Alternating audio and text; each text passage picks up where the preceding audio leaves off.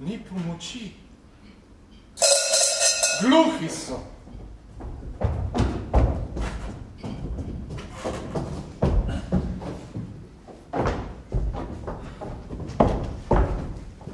Celo uro si me pustila. Molči že, mrha, da te ozmerjam. Zločinka. Če boste psovali, bom tolila. Vodnica pusti. Psica. Igrani izrazi ljubezni so lahko zelo podobni resnici. Lepe postave. Zelo lepe. Prijetnih manir. Zagotovo. In prikupnega obraza. Zelo prikupnega. Pameten. In iz dobre rodbine. Popolnoma. Zelo dostojen. Najdostojnejši moški na svetu. Ki dobro govori latinsko in grško. Tega pa ne vem. Gospod, vse to je prav in lepo. Toda ponavljam vam, moj nasvet vam pravi, da poiščite drugega moža. Angelika ni rojena za gospodja Farico. Jaz pa pravim, da tako bodi. Fej, ne govorite tega. Ljubezen moja, vi ste moja edina tolažba. In da skušam poplačati vso ljubezen, ki mi jo izkazujete, naredimo poroko, tako kot sem vam rekel.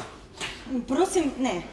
Nikar ne govoriva o tem, ne prenesem te misli. Že ob sami besedi o poroka se pričnem tresti od bolečine. Ne, rekel sem vam, da govorite svojim notarjem o stvari. Tu zraven je.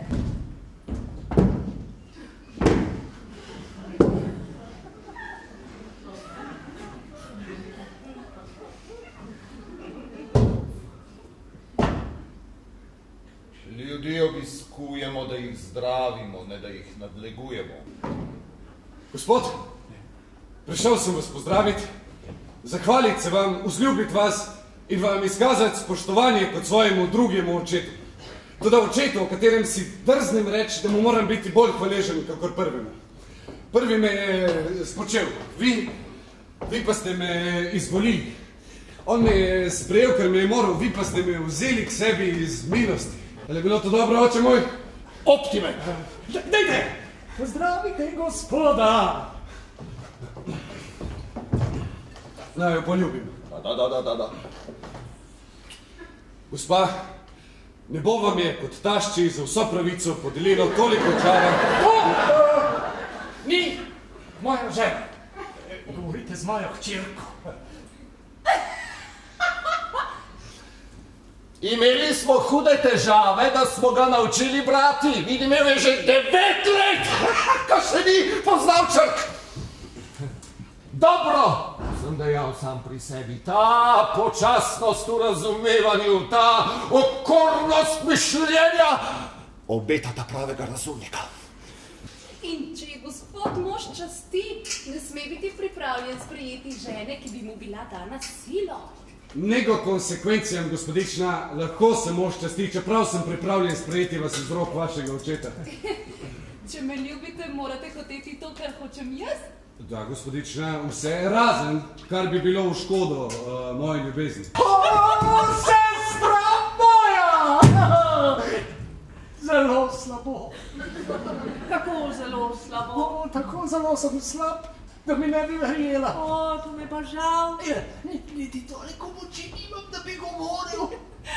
Prišla sem prav k tebi, da bi ti predlagala partijo za mojo nečakinjo Angeliko. Sestra moja, ne govori mi o tej sprijenki. Predstavljate se predpisom medicine in branite gospodu Argano, da bi se pustil klistirati. Zelo ste pogumni, da se to drznete. Ker ste se uprli zdravilom, ki ste nam jih zapisal, sicer nisem, no vam moram povedati, da vas prepuščam v vaši slabi naravi, razstrojenosti vašega drevovja, izprijenosti vaše krvi, jedkosti vašega žolča in zgoščenosti vaših cvetov. Zelo dobro! Želim, da se prej ko v 4 dneh znajdete v stanju, ki mu ni pomoči. Da padete v brani pepsija. Iz brani pepsija v dispepsija. Iz dispepsija v pepsija. Iz pepsija v lienterija. Iz lienterija v dizanterija. Iz dizanterija Mihija! Gospod, Mihija, izgubo življenja! Kamor vas bo pripeljala vaša blaznost!